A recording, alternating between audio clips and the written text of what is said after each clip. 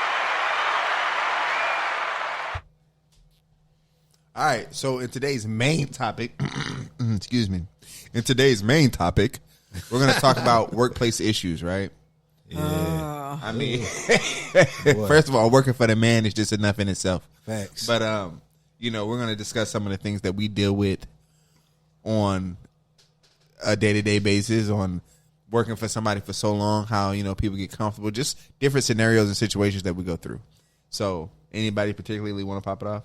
Yeah, it's funny. I'm a lead into that, what you just saying, working for the man. And it's weird because some people don't have entrepreneurial aspirations. True. Very true. They're okay with punching the clock, doing my thing, getting my money, and going home. Because there's a certain level of responsibility that comes when you are the entrepreneur. True. When it's your business, when people are reporting to you, and some people are not here for that. Right. They like, Very true.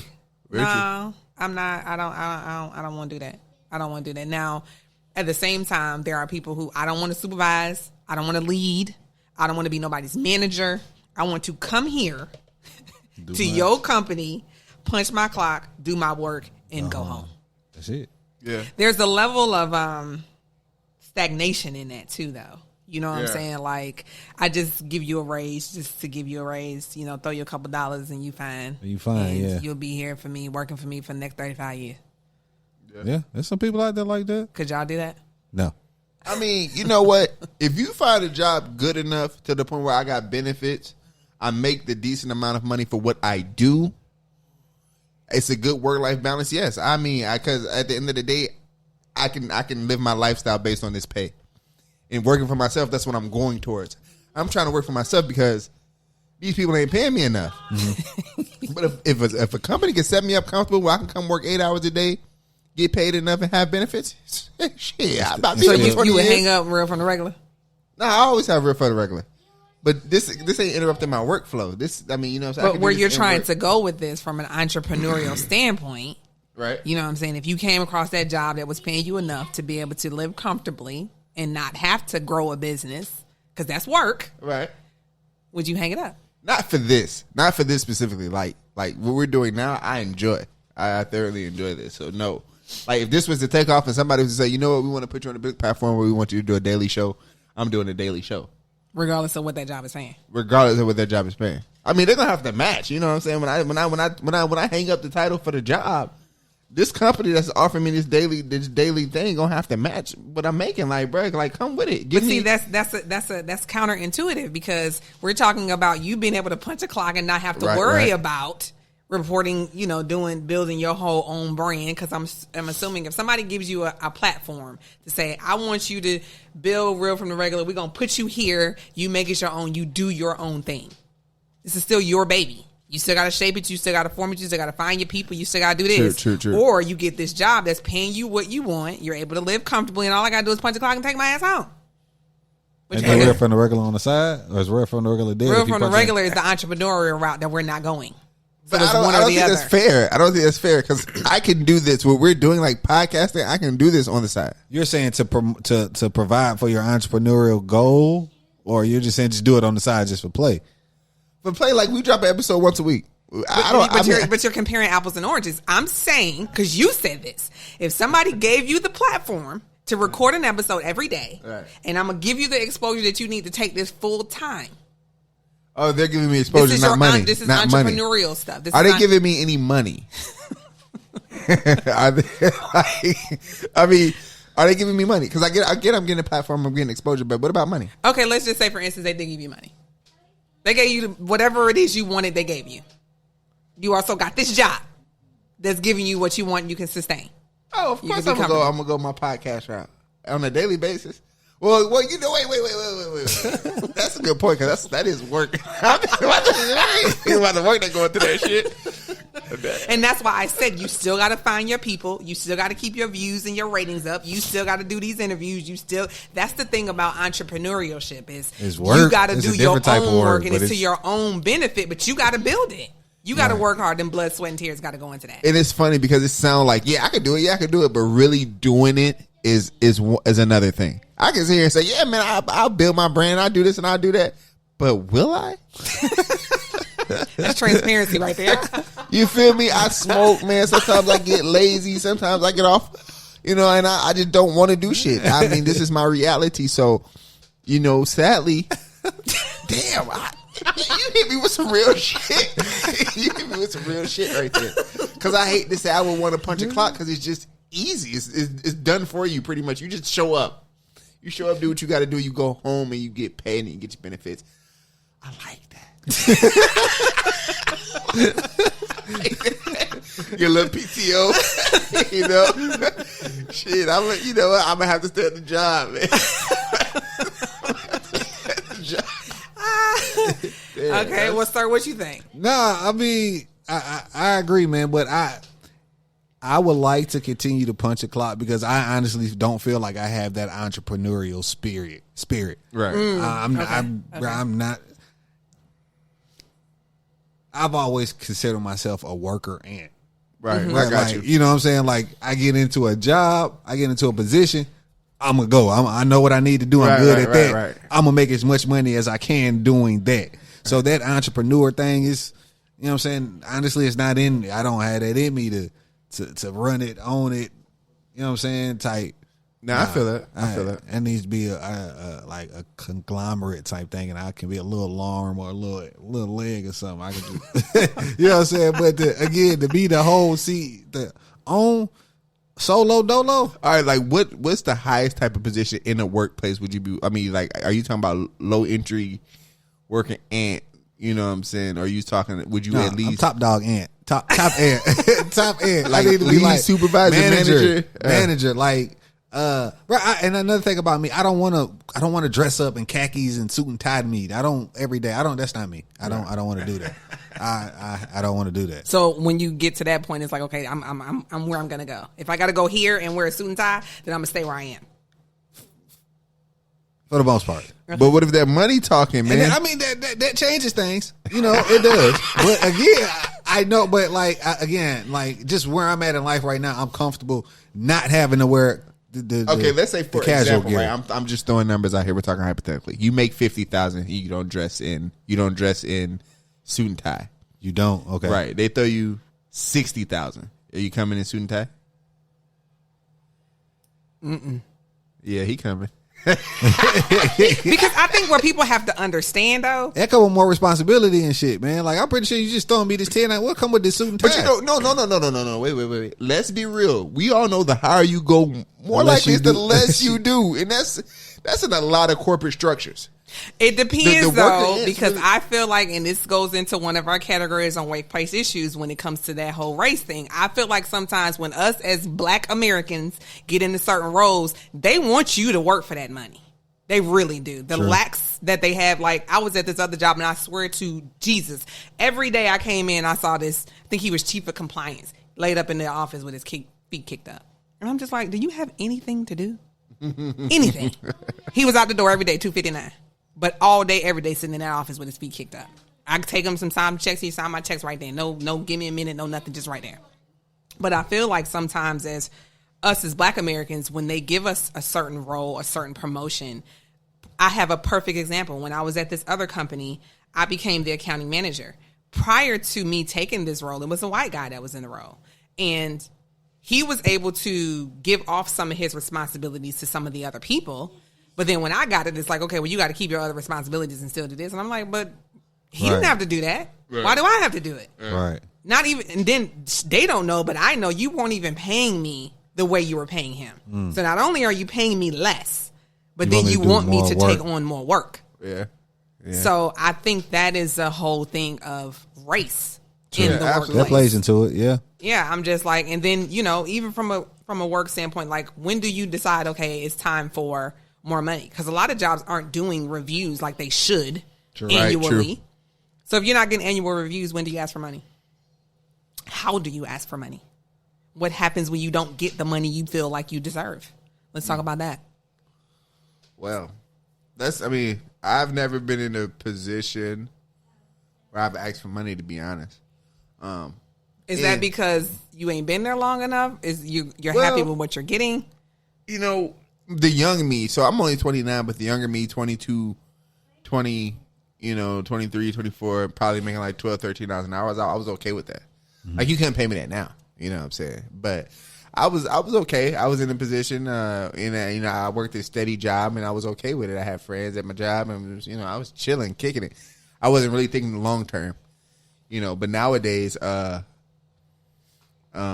haven't been in a position to ask for money. Once I'm at this job, I ask for more money. But again, I feel like I'm okay with what I make because of what I do. Right. I'm an assembly technician, right? So on paper it says I'm an assembly technician, but if I'm 100% honest with y'all, I put labels on buckets. That's where you are in the assembly line. Yeah, exactly. Okay. But, it's just my area. Like, I know we're gonna fill some paint, so they say, "Hey, we filling 600 gallons, 600 gallons in the paint in the 500 buckets." So I know I need to do 120 buckets. Put labels on 120 buckets. I put them on the pallet. They done. You feel me? That's literally my job, guys. I label buckets, and I love it. I mean, like I can use it, put a headphone in. I'm jamming. I'm labeling buckets. For what I make, I'm okay with what I do. But when you start adding more responsibility, I don't fill paint. I don't mess with chemicals. I don't do none of that shit. I fill buckets and I sweep. I take out the trash. So, are you a man of if they came to you and said, hey Nolo, I need you to start, helping Jose do this every day? Do you say okay? Or do you say, well, we need to discuss further compensation? Because the average person usually just says okay. And then next thing you know, it becomes part of your responsibility. Then when you ask for more money, it's like, well, I mean, you've been doing it, so why I need to pay you? True. Well, the beauty of that, okay, so when I first started working there, he gave me a description of my job. Like, it tells me this is what I want you to do. Most people, yeah. So I have it on paper from you of what I'm supposed to do, right? So if I was to start filling paint, I would get good at it. And I'll talk about more money. Yeah, once you got good at it. Because one thing I don't do, like right now, I don't stay after. Like I do my 6 a.m. to 2:30. I'm out the door at 2:30. I do not play. I probably done one day of overtime in 4 or 5 months. I don't like it. I want to go home. I want to go home and be with my dog. Is your overtime usually this after 2:30, or you got to come in on a day off? It's after 2:30. It's after 2:30 because I'm gonna do 2:30 5 days after the week. So I know, but some people do, man. When it's overtime, it's like, okay, we need y'all to come in on Saturday to help us push this order out or whatever. So they normally ask. We don't do mandatory. They normally ask, hey, can you guys do this? And we're allowed to agree. Because it's a small company again, so it kind of, if out of the 8 people that's on the floor, if 4 of us can't be here, we probably won't run that day. That Saturday. Right. It just wouldn't make sense to be effective. So, but for me, I have no problem asking for money if I feel like I deserve it. 9 times out of 10, I've kind of built a rapport with my supervisor and my immediate supervisor to where it's like, hey, bro, I've been doing X, Y, and Z for a minute. Can I guess what's going on? Y'all ain't did no, especially if you ain't did no review. I remember one year I got so cheated on a review. Like, I had the previous review where I felt I should have got 5s and you gave me 3s and told me this is what I needed to work on, posted it up as a reminder of what I needed to work on, and then next review came around, y'all just gave everybody the same shit across the board. Like, what? The same thing that they had previously? The same. No, I gave everybody the same. It was just like we gave everybody 2.5 across the board. And it's 2.5, but still it's based on what you made, so it varies per person still, but the fuck? Everybody don't deserve no 2.5. Everybody, no. I don't give a damn what they make. They still got 2.5. Like, right. And so there's no distinction of you doing a great job. It's almost like we're giving it to everybody. Exactly. And if I know I'm the one staying late, doing overtime, doing other people work, because they're off, like, what the fuck, where's my compensation? Right. You know what I'm saying? So, but, they quick to give you new responsibilities and slow to give you the money as usual, man. And I still feel like that's a racial thing. My boss he was close to me, but I think sometimes I feel like when the supervisor is your same complexion and that dude above him isn't, then he likes to pass it off as it's him and not him. And I'm just like, but bro, I work for you. You should go back for me. Absolutely. It's it's a chain of command, supposedly, ain't it? And he would be able to better speak about you anyway and how you work and how you interact because with the man above you don't really know. But if you go saying, well, this employee here has been doing good, he's pulled his weight, he showed he can do it, I think he deserve it. Right. But you want to just be like, he ain't trying to hear it. Well, you ain't even saying that. I know you ain't saying that. But the flip side of that too is it's unfortunate because a lot of these jobs don't see the value in you until you say, you know what, I'm about to go. Here's my 2-week notice. Then it's like, whoa, wait. Oh, you were serious? What can we do? Right? Yeah. What can we do to make you stay? I've handed you everything you needed to know to make me stay. We've talked about it. I've written it down. I've emailed you. I don't know what else to do. So I got to go where I feel like somebody might appreciate me or will at least pay me if they don't appreciate me. So, in me being afraid to ask for a raise, just talking about that, I've been afraid to ask for what I think I deserve on new jobs as well. You know what I mean? I played myself. I played myself one time real good when it came to that. And like the number I said in my head as soon as it came out my mouth, I was like, why in the hell? Like, you what? I always shoot high. And it was, yeah, man, but I'd be nervous. I think too high and scare them away. And I don't want to do that. I at least want to have an option. I want them to tell me no. I want them to tell me yes. I ain't gonna tell my job. They hey, y'all thought I was playing? Look at this. Y'all thought, look at this offer letter. Y'all thought I was playing. No, you know what I'm saying? So, well, one of the things you can do when you're doing that is research. I think it's on Indeed or salary.com or something like that, where you can go and see like this is the average pay that this job makes in this role for this long or whatever, and at least you'll have something to compare it to. Never thought to do that. I just be knowing where I'm at right now. Be like, you leave a job at $65,000 and going to the next one. How much? I don't even understand why they ask you how much nosy, you make. Bro. They 85 G's. What's right. up? Right, high as hell. Well, we can't pay you no more than 72. Okay, well let's make it 75. Right, and you still winning. Either way, right. But like I said, I'm new to the numbers game, man. But it's not so bad when you do it because jobs have the flexibility to do stuff, but they always going to try to lowball you. They always want to bring a new person in making less than what the person that left the role made. Yeah. There's nothing worse than the job telling you how much money they made just for you to be like, and y'all ain't gonna give a shit. Cause like, oh, we did all these bonuses and we got this here and I see y'all buying new equipment, but where's our shit at? Like, and they bonuses? And it's like, yeah, the bonuses, as they trickle down, they get smaller and smaller as they go down the corporate ladder. Oh, yeah. Real quick. Another thing about my job. I forgot about the bonuses. I said something about the bonuses. But let me tell you, but look, my job take care of the kid. I've been there 4 months. I've been about going on 5. And I've gotten like 3 bonuses, man. So, and they're in the hundreds of dollars. Like, it's good money. You know what I'm saying? So, another reason why I'm staying and I'm okay because all I do is label buckets, so I get benefits and bonuses. I get benefits and bonuses, baby. It ain't give us lunch every Friday, bro. They feed us every Friday, man. I'm talking. He's a kid. Look, he's a lifer. He ain't going nowhere. I ain't going nowhere. Go ahead and make your retirement plans, baby. But what? I already got the 401k coming out. They match 5%. Let's go. I think sometimes too that's the benefit of working for small companies. The stuff that small companies are able to do sometimes is insane. Yeah, it really is. And I like it because I know the owner. Like he comes down and he speaks to us, and he wishes us a happy Thanksgiving by giving us Wednesday, Thursday, and Friday off. Yeah, shout out to the companies not giving out Wednesday, bro. Like. Yeah, it was beautiful. Shit. Ooh, it was. Ooh, and we got paid. No, I wouldn't even say Wednesday. I say Friday because a lot of companies are open on Friday. Sure. Because prior to me being fired from my last job, which I already know about from a couple episodes ago, every job that I've had has always been open on doggone Friday. Yeah, I'm like, why are y'all open on Friday? Right, we trying to get our shop on. We trying to do some things. You know what I'm saying? We recovering from Thursday. Why are y'all open? That's crazy. Most of mine have been off. I get that Thursday and Friday for sure. Most of my jobs. Yeah, they give you Thursday, Friday, not Wednesday. That Wednesday is new though. That Wednesday, shout out to them companies for real, boy. Y'all be looking out. Yeah, okay, nice. so let's say this situation in workplace issues. So you got a coworker who don't do shit. Right. All day, every day. A very minimal person. Mm-hmm. You know what I'm saying? So they're on your team. Y'all got to work together. You tend to pull most of the weight. How do you handle that? Do you tell? I'm telling him straight up. If I'm working with him, I'm like, bro, like, hey, what's going on? Like, I'm coming to you first because if you don't straighten up, I'm telling you, I'm finna go tell. I'm finna go tell. Hey, bro, if it's supposed to be, are we supposed to be working together?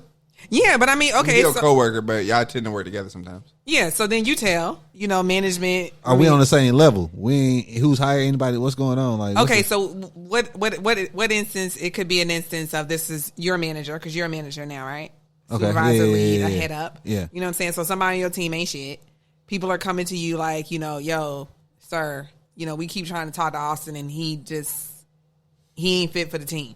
And Austin's under me. Yeah, I'm going to talk to Austin. You going to talk to Austin? Yeah, but you don't have the authority to terminate Austin. So what do you do? I'm still gonna go talk to Austin and let him know I know somebody that gets you terminated. Like straight the fuck up. I mean, not in those words, but I'm going to talk to Austin and let him know, hey man, I've been getting some complaints about you. What's going on? Anything I need to help you with, or you know? Because I feel like in today's workplace too, one thing that we don't do for whatever reason is we don't put paper on people. Oh yeah, I'm all about that paper trail because I feel like plenty of people necessary get out of some shit like they ain't write me up. They never wrote me up. Nobody ever did anything. Well, here, this paper, but it says it's a verbal warning, but it's on paper. Just as documentation that we talked about this. Even if you didn't sign it, player. We talked about this. So yeah, I'm all about. Hey, Austin ain't doing his ain't doing what he's supposed to do. So you then go to your manager and say, look, hey, my team coming to me. Austin ain't pulling his weight. He ain't doing what he need to do. You know what I'm saying? Your manager say, okay, well, let's go ahead and, you have a meeting with Austin. I already talked to him. Write him up. Oh, okay. Okay, so then he still don't get better because he thinks it's a game. Okay. Okay, so then you have another conversation with Austin. Okay. Austin was, I get it. I thank you for coming to me. I understand.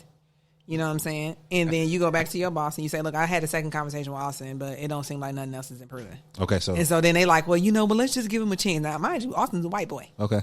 So. I also got a week. Every week. First was an oral write-up. This one is a So is there ever a time that you get to the point where you're just like, you know what, fuck it. I done did everything I'm supposed to do. I done wrote you up several times. I done went to upper management. You know what I'm saying? They keep talking about something, give him a chance. We can't lose him or we ain't going to be enough time. It's not going to be enough people to cover the thing. We don't have the room to hire anybody or whatever. Do you just be like, no, y'all need to find somebody to replace Austin. I'm going to be on y'all ass. Just like folks coming to complain to me, I'm coming to complain to y'all. Y'all can't just keep telling me he going to get better. He going to get better. You're going to be, they're going to call you the angry black man? Yeah. That's why I'm not going to be as mad. Depends on my rapport with my boss. Yeah. Again, I'm just going to be like, well, we need to do something about Austin because I keep getting reports about Austin. He's not improving. You guys keep saying give him more time. He's not improving in that time. And I think the other downside to that is I feel like as a lead, as a supervisor, as a manager, you should really have the authority with the fact that I ran it by you. I'm just kind of letting you know what's going on. And there's a to paper trail. hire and fire on your team. Facts. You know what I'm saying? Like I don't feel like I should come to you and you say yes or no. Right. I should come to you and be like, hey, I just want you to know I'm getting ready to terminate Austin because this. I got my paperwork, everything's lined up, and I need you to just know. Start pulling in some things so I can start interviewing. Right. That should really be what it is. Right. Right. Efficiency in the work company. There you go. Exactly, because like I went through that at a company. Like I literally had a girl on the team that drug her feet. She did the bare minimum, if it was the minimum every day. Like, it was so crazy. And even though as a team, everybody knew this girl didn't do nothing, I went to them several times and was like, well, okay, we'll write her up. And I wrote her up. And I felt like it's almost like telling that child, you keep on doing this, we'll be your ass. And then when you don't do it, the child be like, you ain't gonna do nothing. Right. You know what I'm saying? So I feel like she got to that point where it's just like, oh, she ain't gonna do that. Now, mind you, this is a white girl. You know what I'm saying? And I feel like she came in by somebody else, by a friend of somebody else, some kind of favoritism type thing going on. But it was just like, I got to the point where I didn't care. And so I said to myself, if this person makes 5 years, I'm leaving. Because she shouldn't have made 2. Facts. You know what I'm saying? So when she made 5 years, I was out. Because I felt like y'all don't really care about the effectiveness of the team. And if I'm telling you as her manager that for my team to be successful, we need somebody that can come in here and punch this stuff out, she can't do it. They're not giving you She's not doing it, should I say. Right. I'm talking about somebody that's on their phone all day. People walking by, oh, I sent her an email and she ain't responded because she on her phone. She ain't on her seen phone. the email. So no. Just bad. But yeah, that kind of sucks too when you don't have the support. The support. That's exactly what it is. To just be like, handle your business, I got your back. You come to me with the facts. And that's trusting me. Right. You know what I'm saying? Right. And so for me, I got labeled again as this angry black woman. And I'm just like, but that's crazy because if this person said the same thing I said, it'd be fine. I got nicknamed the guillotine because I used to. I used to The get guillotine? Yeah, because I used to get Nigga. folks in and be like, "Hey, nah, cut him. He got to go. Nope, nah, he ain't gonna last. No, nope, he got to go." And they was like, "Boy, you got somebody in here new every week." I was like, "Hey, we got shit to get done. If I look at them in 2 days, I give them 2 days." And I'm Is that just a like, temp? "Yeah, Yeah, temps in there. mm-hmm." And I'm just like, sometimes it's coming here. It was a certain jobs you can come here. I didn't mind you being lazy about it. It was downtime on it. But when your downtime was too obvious and you was chilling, I'm like, bro, you too new to be chilling like that. Yeah, I'm like that. Just being black in any workplace, bro. Like the first month, I go hard, bro, and not hard as in like overdoing, but hard as in like showing that I'm worthy to have this job. You know, I can pull out the task assigned, but I ain't trying to go over and beyond. I don't go over and beyond no more. Right. I don't give bare minimum, but I don't go over and beyond. I don't stay late. When I'm here I for don't these do 8 that either. hours, you gonna get the best of me. I'm gonna do whatever my job title entitles me to do in those 8 hours. And I'm gonna do it with a little speed, little nitrous under my behind. With a You feel what I'm positive saying? attitude. With a positive attitude, bro. You know what I'm saying? I give you that 8 hours. After that, man, it's I'm see you tomorrow. I'm not a stay late person either. I did that at a previous job where I was coming in early, I'm staying late. Excuse me, being paid bare minimum, getting looked at crazy, expecting me to maintain a team that y'all are not supporting me on. But when I started another job, I let them know I'll be here at 8 and I'm out the door at 4:29. No questions asked. I can't do it because I feel like the loyalty from companies these days are just like null and void. And I don't know if at one point in time they used to be loyal to their workers. I feel like they were loyal to some people, depending on if you were part of like the boys club or if you was in the in crowd or if you was a certain level of person. But otherwise, it's like another workplace issue is the lack of workers, though. What y'all think about that? Like it's now hiring sounds everywhere. You know what? People are realizing that $12, $13, even $15 an hour is not enough. Definitely if you got kids. You know what I'm saying? You got a family, you got things you got to support. You cannot work on that wage. Yes, but what are they working on, though? That's my question. Where are you working? Where are these people at? I mean, you can work Burger King, shoe stores, places in the mall. Every damn place in the mall is hiring. I mean, these. But these are the people that's hiring. That nobody wants to work for. These the people is offering $12 or $13. Right, but I'm agreeing. I'm saying like people realize through the pandemic they got some real money. Like from answering 3 questions, I'm just gonna be honest with you.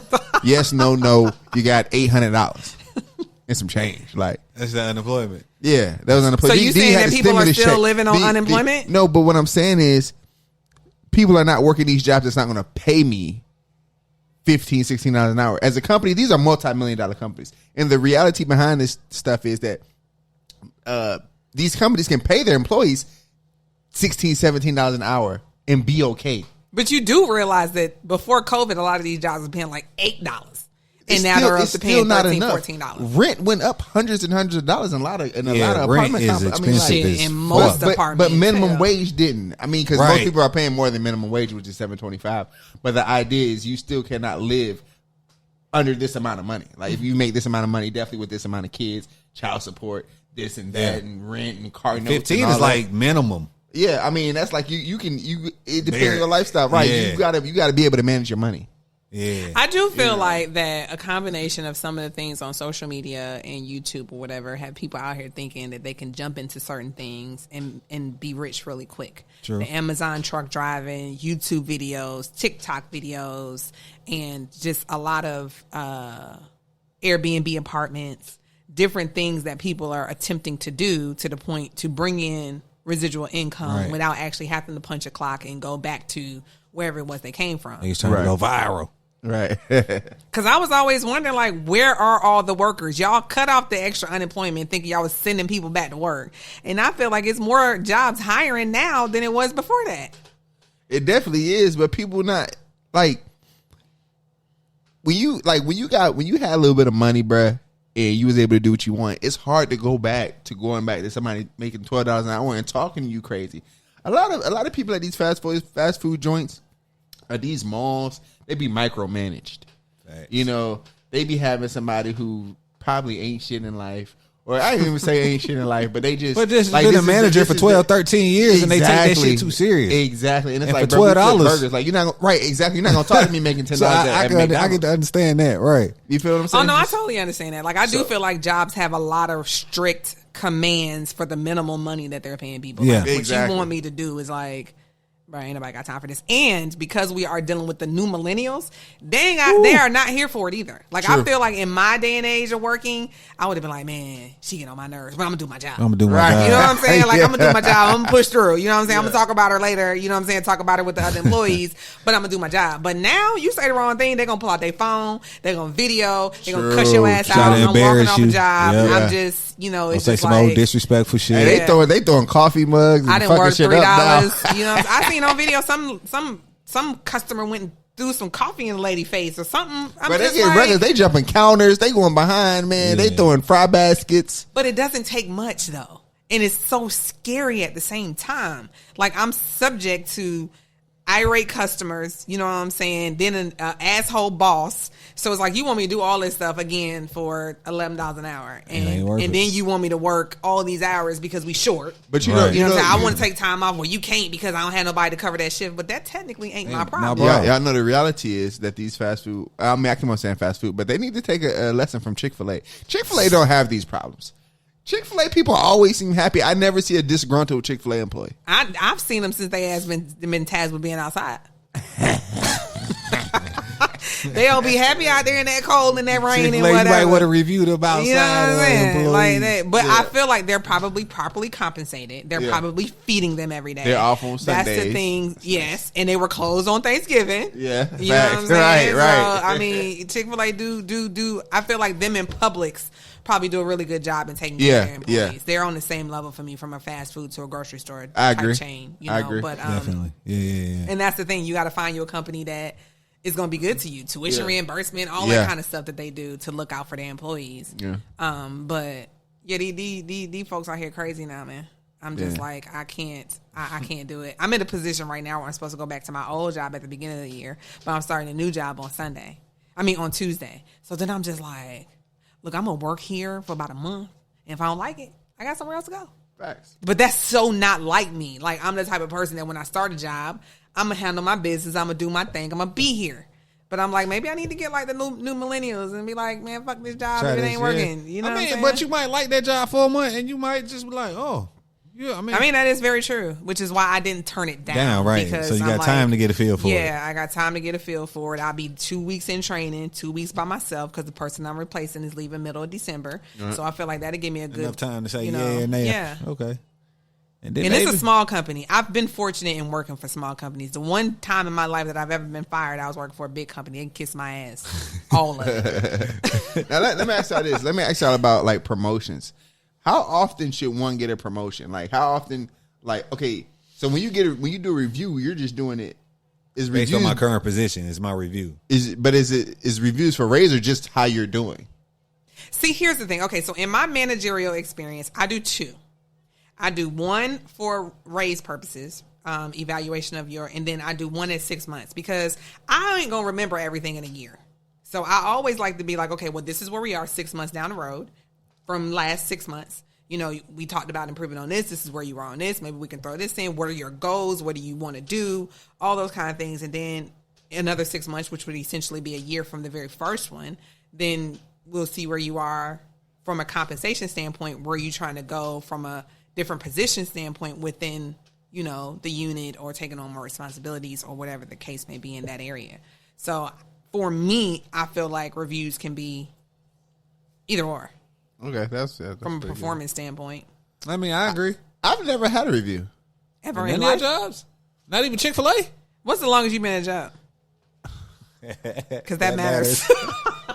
I think the most I did was like at American Honda. I was doing temp for them for like a couple of. Oh, no. They'll never do a review on a temp. I don't Yeah, think. they don't. I don't think they do that. Because most of the time you ain't attempt that long. True. So, yeah. Yeah, man.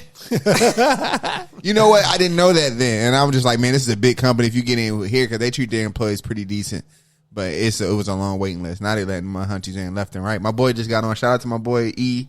He just got on with American Honda, man. What up, So, Eva? how long, what's the longest you've been as a permanent employee? I think. Oh no, Hunter Douglas. I think Hunter Douglas was probably the longest. Probably Which was, like a year. you was at Hunter Douglas for a year? Yeah. I missed that.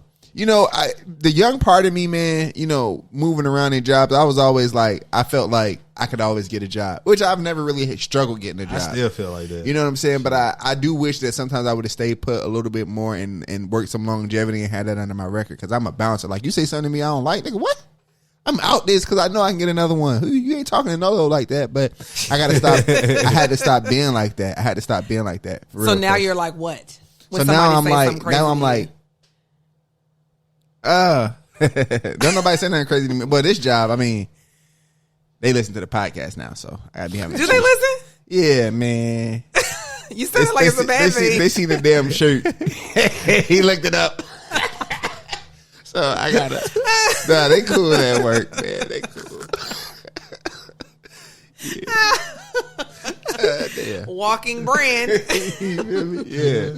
Exactly. So, but they don't talk to me crazy at this one. My boss allows me to be pretty transparent, and what I like about that is I'm completely honest. If I got something going on, I always come to you and be like, "Look, I have this going on because I want to be honest with you." So you know what I'm saying? I'm always willing to show proof. You know what I'm saying? Because I want to be transparent to the point where if I ask you for something, I don't ever want you to think I'm BSing because I'm lazy and don't want to work. True. That ain't the case for this company.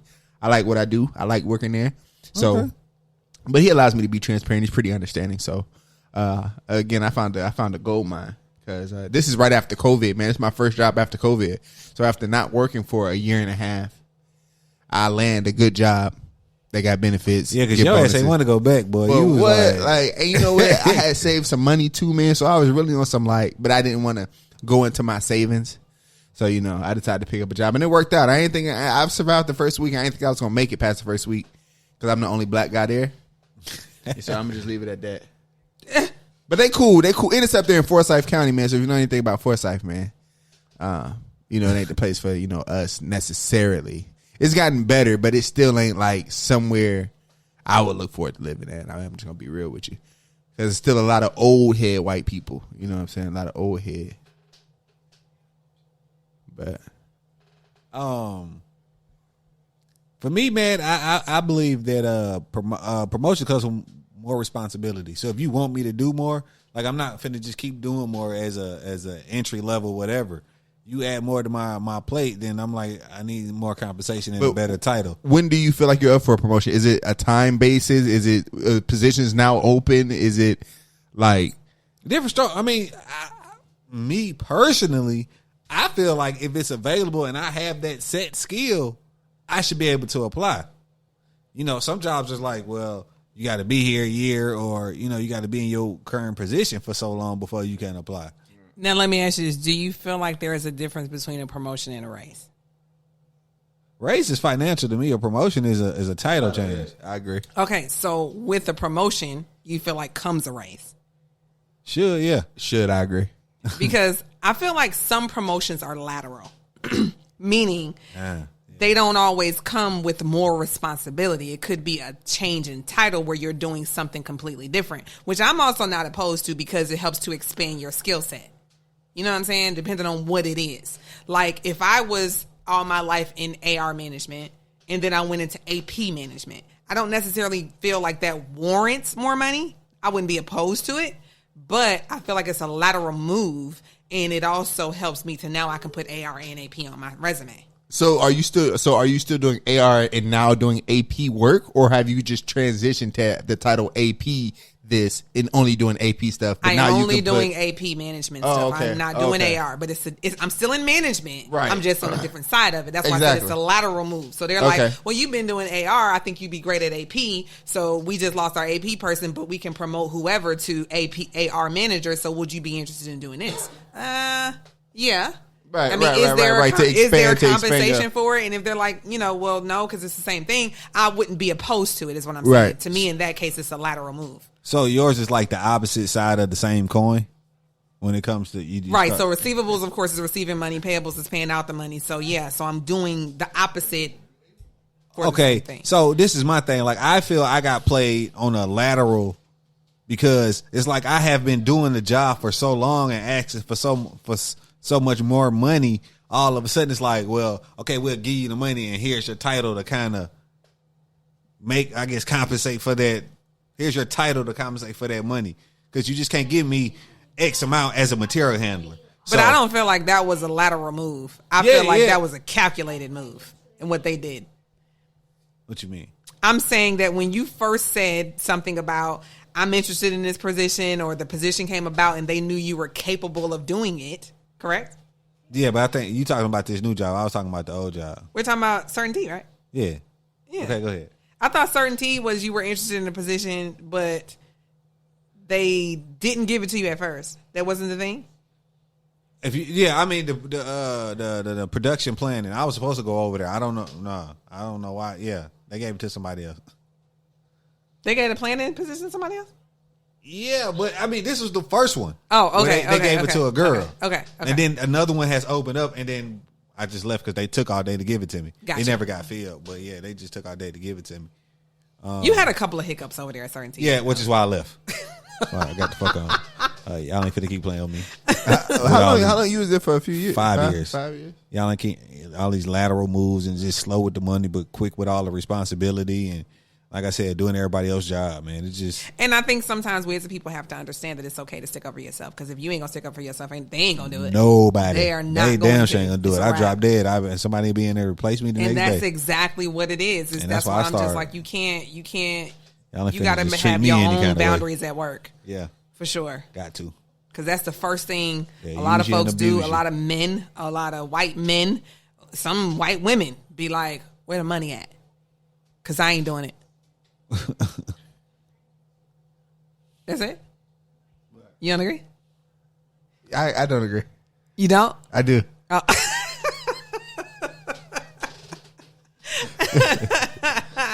But yeah, so I mean that's some of the workplace issues, struggles, and ups, downs. Working for the man, the woman, whoever that might be. Yeah, working for the man.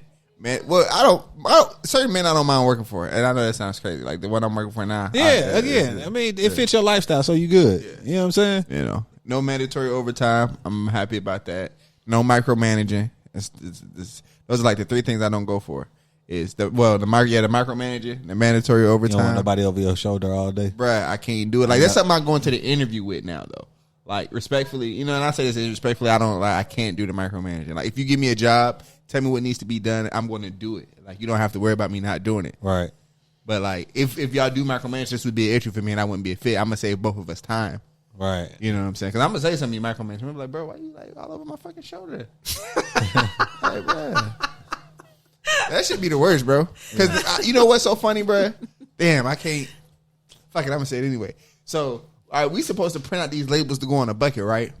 And for the longest, bro, I've been there just like I said, going on 5 months, and I don't understand why nobody has taken the time to really like show me on a consistent basis of how to do it. If you show me how to print labels once and then don't show me again for a week or two, I'm gonna forget how to do it. You know what I'm saying? Because there's a lot that go into it, switching that paper and this and this and this. So you know, over the time I've watched them doing it, and I've trained myself on how to do it. To the I can do most of the labels, but some of them I still have questions on when we don't do that type of paint that often. And it's just funny because sometimes my coworker, he'll print them out wrong, right? By mistake, right? This is a mistake. But it's like I'll start doing them shits, bro. I'm 100 buckets in.